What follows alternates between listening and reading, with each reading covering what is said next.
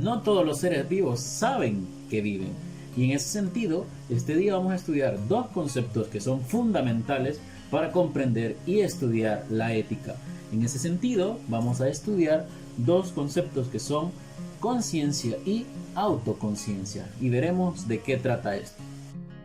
Si partimos entonces de la lógica que no todos los seres vivos saben que viven, ¿qué significa entonces la conciencia en primer lugar?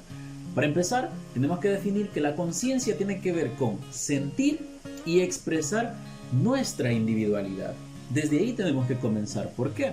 Bueno, puesto que si partimos de que la conciencia es saber que yo hago algo, es decir, que estoy consciente de mis acciones, esa es la conciencia. Por tanto, tenemos que dar un ejemplo de esto para comenzar a vislumbrar qué significa la conciencia. Por ejemplo, pongamos el caso donde estamos frente a un espejo. Para nosotros es sumamente sencillo vernos al espejo y decir, ese soy yo, obviamente. Nadie tiene el golpe que me di cuando me caí de la bicicleta cuando tenía 4 años. Me identifico perfectamente. O tenemos rasgos. Yo soy el que usa lentes, tengo barba. Puedo decir mis rasgos físicos porque me estoy viendo y sé perfectamente que la persona que se refleja soy yo. Ahora bien, hay que tener en cuenta que en este primer momento sabemos que como la conciencia tiene que ver con que yo hago algo y sé que soy yo quien lo hace, y en el ejemplo del espejo quiero marcar algo importante. ¿Será que solo los seres humanos nos identificamos o reconocemos nuestro reflejo? Para empezar, hay que decir lo que no. Por tanto, están los elefantes, los gorilas, los chimpancés. Incluso los chimpancés son muy similares a los seres humanos porque el reconocimiento del reflejo de ellos no es porque sí, sino que lo desarrollan con la edad. Tiene que ver con la capacidad cerebral, con su mente. Ahí están también las urracas, las orcas, los delfines, ¿no? Por tanto, hay que dejar bien claro esto. No todos los animales que reconocen su reflejo inmediatamente significa que tienen conciencia, pero ese reconocimiento de sí mismo, incluso en su reflejo, es parte de tener conciencia. En ese sentido, en este punto, como les decía, no hemos definido qué es la conciencia, pero para definirla hace falta decir que la conciencia es esa instancia o ese lugar desde donde yo puedo decir o puedo observar a mi mente. ¿Qué significa esto? Básicamente es, como diría Enrique Dussel, la conciencia es el reflejo del acto en sí mismo.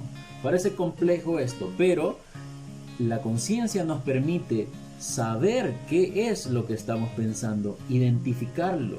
No solo sabemos que deducción, no es simplemente deducción, ese es pensamiento, ese es mente. Es decir, yo quiero encender o apagar una luz, yo sé cómo hacerlo y la apago. Pero darme cuenta que soy yo el que está decidiendo en qué momento apagar la luz es parte de la conciencia. ¿Por qué? Es ese lugar desde donde yo puedo observar a mi mente. Dicho de otra manera, básicamente la conciencia es eso que me permite darme cuenta de qué es lo que está sucediendo dentro de mi cabeza. Y vamos a poner un ejemplo claro. Por ejemplo, todos conocemos el concepto de traición, o al menos hemos sentido la traición. Y ese ejemplo nos va a permitir identificar cuál es su diferencia. En un primer momento, nosotros cuando estamos enfrente de una traición o nos vemos involucrados ante una traición, sentimos y comienzo a tener esa sensación de que me han engañado, me siento mal, me siento frustrado, enojo, quiero reventar contra la persona que me ha engañado como tal. Pero eso es básicamente solo eso, un sentimiento de un engaño. Y eso no está al nivel de la conciencia. Estar en la conciencia significaría que yo me doy cuenta que he sido engañado, he sido traicionado. Por tanto, aquí es donde hay una diferencia sustancial. Nosotros tenemos amigos, amigas donde su pareja los traiciona, los engaña, Y ellos sienten esa traición, se sienten engañados, pero no se dan cuenta. Por tanto, en ese punto únicamente sienten la traición, no son conscientes de que han sido traicionados.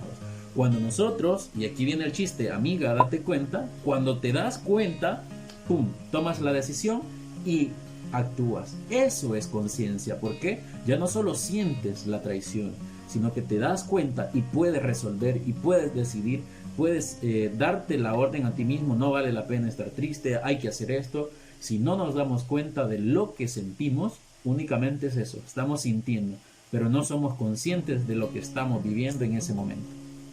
Como les dije, también es importante estudiar o entender el concepto de autoconciencia.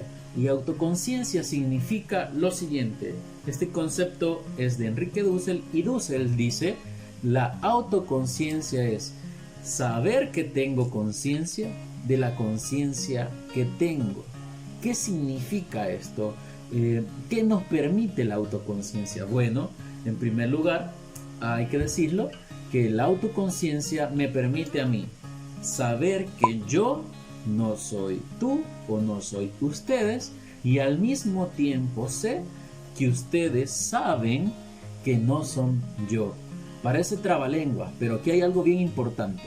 ¿Por qué? La autoconciencia me permite estar consciente de saber que yo soy el que hago las cosas y no otra persona.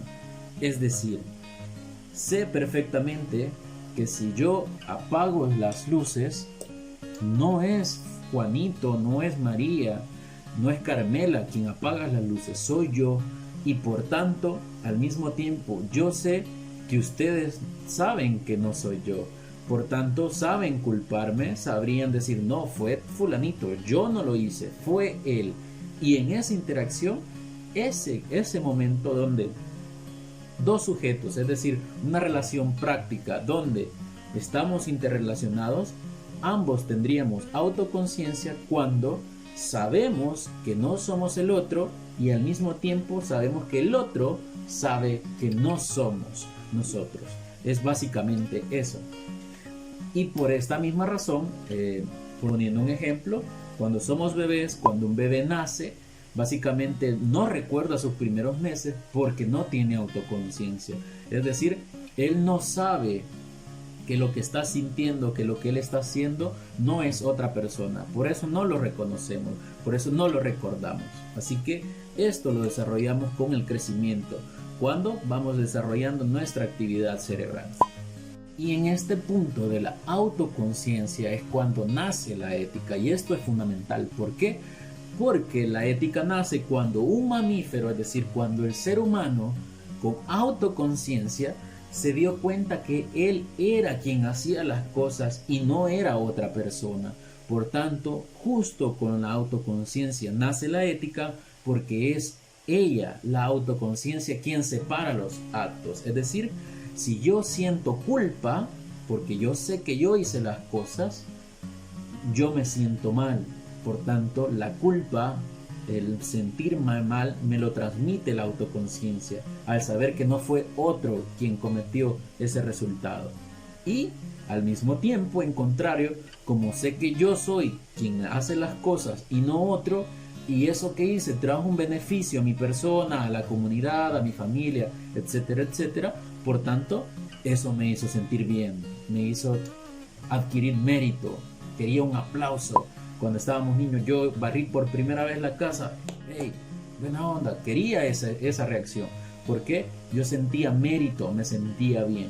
Y es aquí entonces, gracias a la autoconciencia, lo que me permite saber que soy yo quien hace las cosas y no el otro, lo que dividió los actos en buenos y malos. Es decir, quien dividió los actos en sentir culpa o sentir mérito.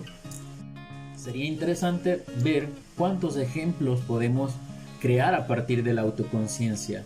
Ejemplos donde podamos dividir un mismo acto cuando depende de otros factores ese mismo acto sentir culpa y cuando sentir mérito por ese mismo acto. Eso quisiera que me lo dejaran en los comentarios o en el aula virtual para saber si comprendieron este concepto de conciencia y autoconciencia.